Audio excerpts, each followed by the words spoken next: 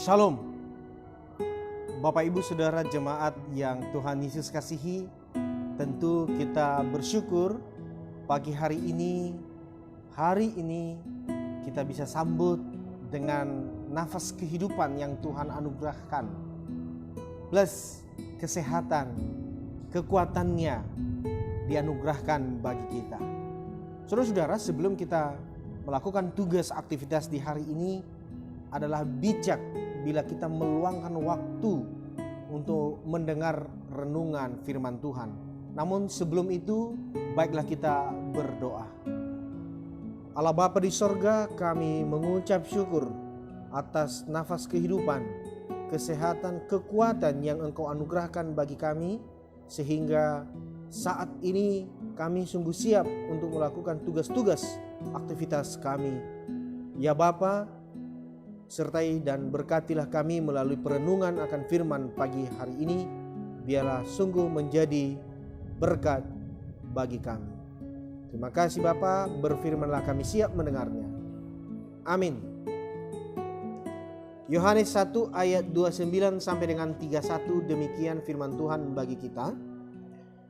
Pada keesokan harinya, Yohanes melihat Yesus datang kepadanya dan ia berkata, "Lihatlah anak domba Allah yang menghapus dosa dunia.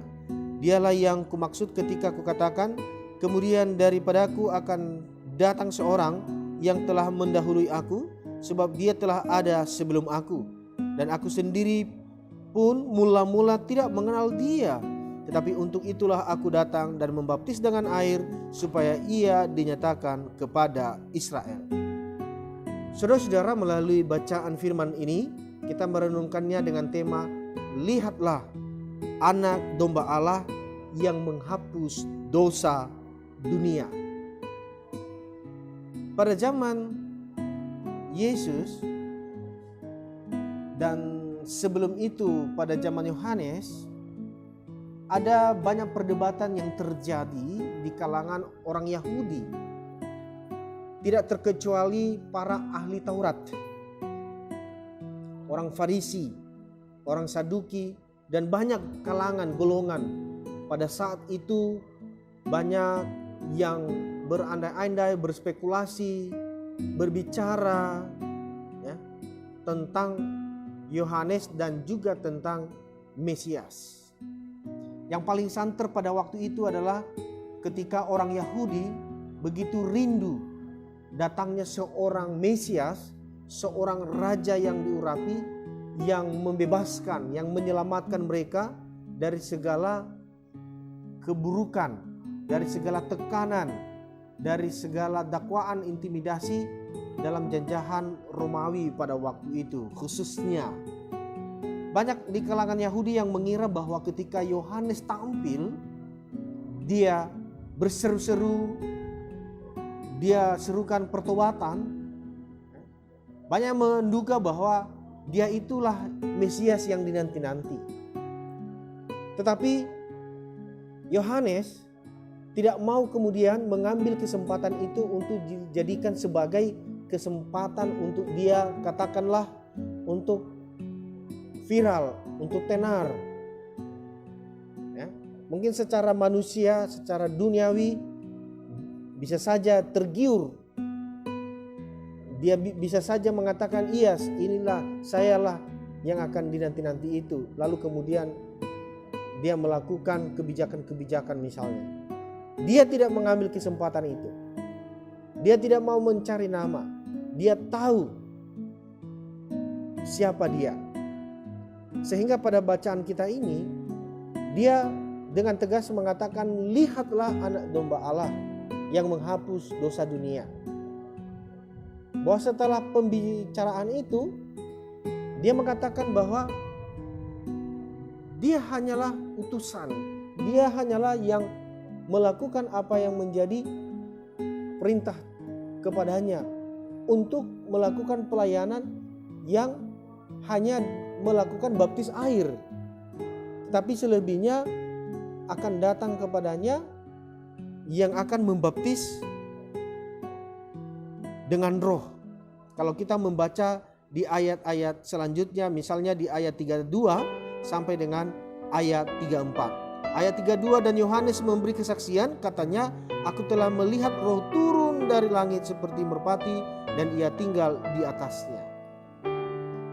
Jadi Yohanes dia benar-benar menyaksikan dan meyakinkan banyak orang pada waktu itu supaya sungguh-sungguh mengalihkan perhatian, supaya mereka tidak terpaku kepada Yohanes. Karena Yohanes bahkan dia berulang-ulang mengatakan bukan dia Mesias yang dinanti-nanti oleh orang Yahudi. Dia akan datang.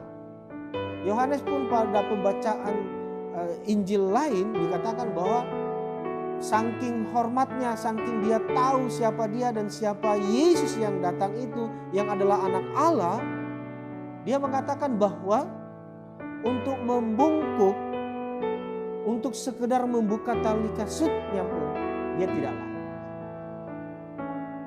Dia menyatakan tentang Yesus, tentang Mesias yang sesungguhnya, tentang anak Allah itu yang menyelamatkan, yang menghapus dosa dunia, menghapus dosa-dosa umat manusia. Sehingga ini yang tentu menjadi perenungan bagi kita. Terkadang di zaman ini ada banyak hal-hal yang muncul. Kalaupun saya tidak mengatakan bahwa penyesat-penyesat itu akan muncul di akhir zaman. Dan tanda-tanda itu sudah mulai banyak. Sudah mulai terlihat, terasa. Sehingga yang mau saya sampaikan saudara-saudara, pada bagian ini mari kita jangan mudah untuk terbawa dengan hal-hal yang baru, yang belum tentu itu adalah kebenaran. Tetapi pada bagian ini kita bisa mempedomani bagaimana Yohanes dia meyakinkan orang Yahudi bahwa bukan dia Mesias yang ditunggu-tunggu, tetapi yaitu Yesus yang adalah anak Allah yang dia katakan sebagai domba Allah yang menghapus dosa dunia. Tiada lain, Yesus sang domba Allah. Sehingga dalam hal ini saudara-saudara, mari supaya kita belajar dan sungguh memfokuskan perhatian kita kepada Dia yang sungguh sebagai pribadi yang menyelamatkan, yang menghapus dosa-dosa dunia, yang menghapus dosa-dosa kita. Senantiasa kita memandang kepada Dia yang menjamin kehidupan kita. Di tahun 2024 ini secara manusia kita boleh dan mungkin kita mengatakan tahun yang penuh dengan misteri.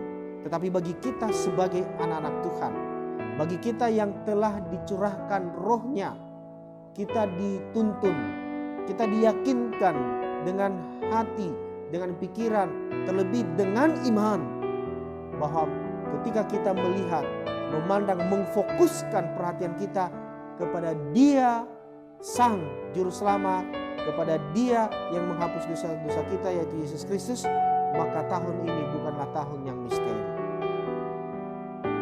Oleh sebab itu mari supaya kita senantiasa hanya memandang kepada anak domba Allah yang menghapus dosa dunia, yaitu Tuhan kita Yesus Kristus, tiada yang lain.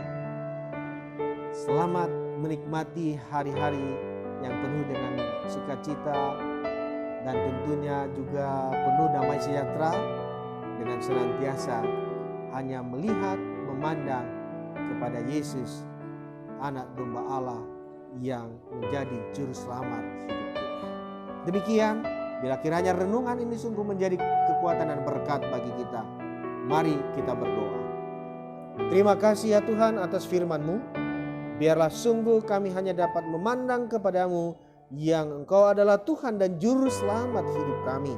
Terima kasih untuk kebenaran firman ini yang menguatkan, menuntun kami supaya kami tidak mengalihkan fokus perhatian kami kepada yang lain selain hanya kepadamu ya Juru Selamat hidup kami. Ya Bapa, hari ini kami akan melakukan berbagai tugas aktivitas. Biarlah Engkau yang hadir, menyertai, memberkati, bahkan membuat berhasil segala apa yang dikerjakan tangan kami. Yang susah, yang berbeban berat, yang menderita sakit penyakit, tolong kami Tuhan, sembuhkan, angkat segala beban hidup kami, legakanlah kami ya Tuhan dengan kuasa dan berkat-berkat-Mu. Kami yang terus berusaha untuk mengembangkan usaha pekerjaan, bila Tuhan juga yang memberkati, membuatnya berhasil, sehingga kami dapat merasakan menerima hasilnya yang dapat kami nikmati dalam hidup kami. Terima kasih Tuhan, satu persatu kami jemaat-Mu, kiranya sungguh Tuhan sertai dan lindungi di sepanjang hari ini, dan apa yang dikerjakan tangan kami. Sekali lagi ya Bapa di sorga, kami sungguh memohonkannya, Engkaulah yang memberkatinya. Ini doa syukur kami Bapa, dalam nama Yesus kami berdoa dan mengucap syukur. Amin.